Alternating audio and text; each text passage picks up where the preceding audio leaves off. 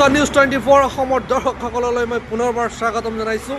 আমাৰ অসমৰ মুখ্যমন্ত্ৰী হিমন্ত বিশ্ব শৰ্মাই কি মন্তব্য কৰিছে শুনো আহক।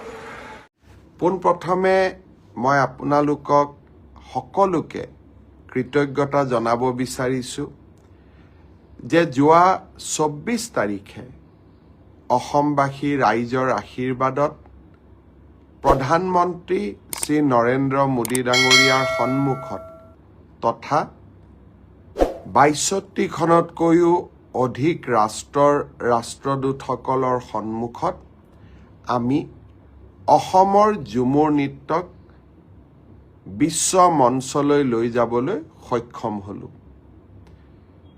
২৪ তাৰিখৰ অনুষ্ঠান অসমীয়া জাতি গঠনৰ প্ৰক্ৰিয়াৰ এক গুৰুত্বপূৰ্ণ অংগ আছিল।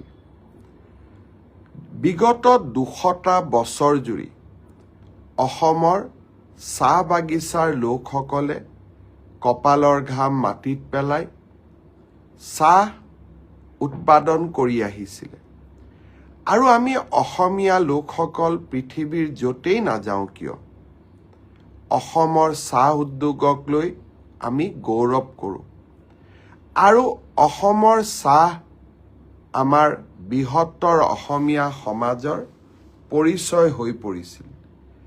কিন্তু যিসকলে আমাৰ বাবে এই গৌৰৱ কঢ়িয়াই আনে, যিসকলে অসমৰ চাহ কপালৰ ঘাম মাটিত পেলাই উৎপাদন কৰে, এক প্ৰকাৰ ক'ব গ'লে যোৱা ২০০টা বছৰে আমি তেওঁলোকক প্ৰকৃত সন্মান জনাব পৰা নাছিলোঁ।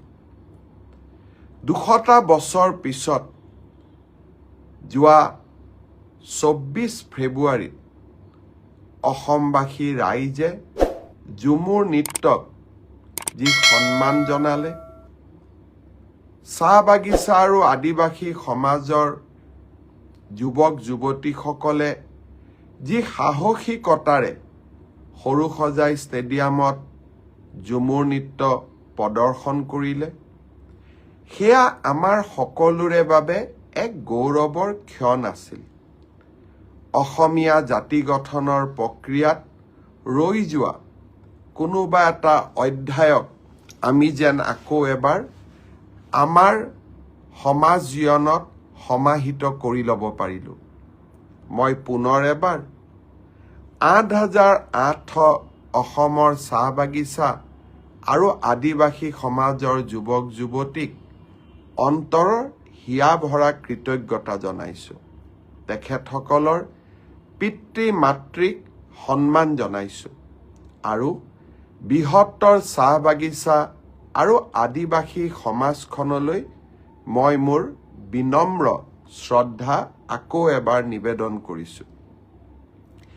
২৫ আৰু ২৬ তাৰিখে অসমত এডভান্টেজ অসম 2.0 আমি অত্যন্ত কৃতকাৰ্যতাৰে সম্পন্ন কৰিবলৈ সক্ষম হ'লোঁ। প্ৰধানমন্ত্ৰী নৰেন্দ্ৰ মোদী ডাঙৰীয়াই আগবঢ়োৱা বলিষ্ঠ ভাষণে আমাৰ সকলোৰে হৃদয় স্পৰ্শ কৰিলে। ভাৰতৰ প্ৰধানমন্ত্ৰীৰ আসনখন শুৱনি কৰিও অসমৰ দৰে এখন ৰাজ্যত বিনিয়োগকাৰীসকলক বিনিয়োগ কৰিবলৈ তেখেতে যি মুক্ত কণ্ঠে আহ্বান জনালে, ক'ৰবাত এখন নতুন অসমৰ প্ৰতিচ্ছবি আমাৰ বাবে থৈ গ'ল।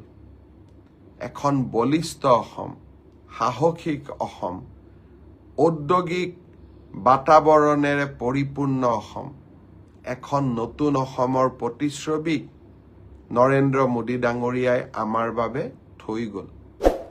ভাৰতৰ বৈদেশিক পৰিক্ৰমা মন্ত্ৰী ডক্টৰ জয়শংকৰ ডাঙৰীয়াই ৬২খন ৰাষ্ট্ৰৰ ৰাষ্ট্ৰদূতক এডভান্টেজ অসমৰ সন্মিলনলৈ লৈ আহি আমাৰ প্ৰচেষ্টাক বিশ্ব দৰবাৰলৈ লৈ গ'ল।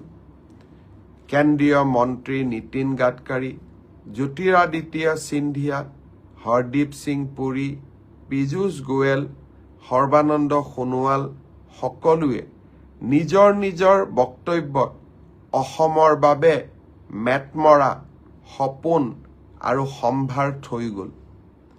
ভাৰতৰ উদ্যোগপতিসকলে মুক্ত কণ্ঠে তেওঁলোকৰ নতুন নতুন বিনিয়োগৰ বাবে অসমৰ ৰাইজক এক বিশাল প্ৰতিশ্ৰুতি দি থৈ গ'ল। প্ৰায় 5,23,000তকৈও অধিক টকা অসমৰ ইনফ্ৰাষ্ট্ৰাকচাৰ আৰু ঔদ্যোগিকৰণৰ বাবে বিনিয়োগৰ প্ৰতিশ্ৰুতি অহা 5টা বছৰৰ বাবে তেওঁলোকে থৈ গ'ল। এতিয়া সময় তেখেতসকলৰ লগত ব্যক্তিগতভাৱে আলোচনা কৰা আৰু লাহে লাহে 5 বছৰৰ পৰিৱৰ্তে কৰবাত 3-4 বছৰৰ ভিতৰতে এই সপোনবিলাক বাস্তৱত ৰূপায়িত কৰা। প্ৰতিটো পল, প্ৰতিটো ক্ষণ আমি কাম কৰি যাম। এখন নতুন অসম নিৰ্মাণৰ বাবে এই সমগ্ৰ প্ৰতিশ্ৰুতিসমূহক বাস্তৱত ৰূপায়িত কৰাৰ বাবে আমি কাম কৰিম। চৰকাৰী চাকৰিয়ে অসমৰ নিবনুৱা সমস্যা সমাধান কৰিব নোৱাৰে। প্ৰতি বছৰে অসমত 6 লাখৰ পৰা 7 লাখ নতুন কেঁচুৱাৰ জন্ম হয়। আৰু অৰ্থাৎ যদি আমি তাকেই স্পষ্টভাৱে ক'ব যাওঁ, প্ৰতি বছৰে 18 বছৰ পৰিপূৰ্ণ কৰি 19 বছৰত 7 লাখ যুৱক যুৱতীয়ে পদাৰ্পণ কৰে আৰু স্বাভাৱিকতে এখেতসকলে নিজৰ নাম এমপ্লয়মেণ্ট এক্সচেঞ্জত ৰেজিষ্ট্ৰেশ্যন কৰে। 7 লাখ ল'ৰা ছোৱালীক এখন চৰকাৰে কৰ্মসংস্থাপন দিব পাৰিব জানো? আৰু সেইকাৰণেই অসমৰ ল'ৰা ছোৱালীয়ে সাধাৰণ ছিকিউৰিটি গাৰ্ডত কাম কৰিবৰ বাবেও অসমৰ বাহিৰলৈ যায়। বেমাৰ আজাৰ হ'লেও তেওঁলোকে চিকিৎসা কৰাৰো সুবিধা নাপায়। কেতিয়াবা কাৰোবাৰ আকস্মিক মৃত্যু হ'লে তেওঁলোকৰ শৰীৰো অসমলৈ উভতি নাহে। 8,000 টকাত অসমৰ বাহিৰত দৰমহা যিসকলে পায় তেওঁলোকে পিতৃ মাতৃৰ বাবে টকা পঠিয়াব পাৰে নে নিজে ভালকৈ দুসাঁজ খাব পাৰে? মই বিশ্বাস কৰোঁ অসমত যদি আমি ঔদ্যোগিকৰণৰ পৰিৱেশ এটা নিৰ্মাণ কৰিব পাৰোঁ, এই ল'ৰা ছোৱালীসকলক আমি অসমলৈ উভতাই আনিব পাৰিম।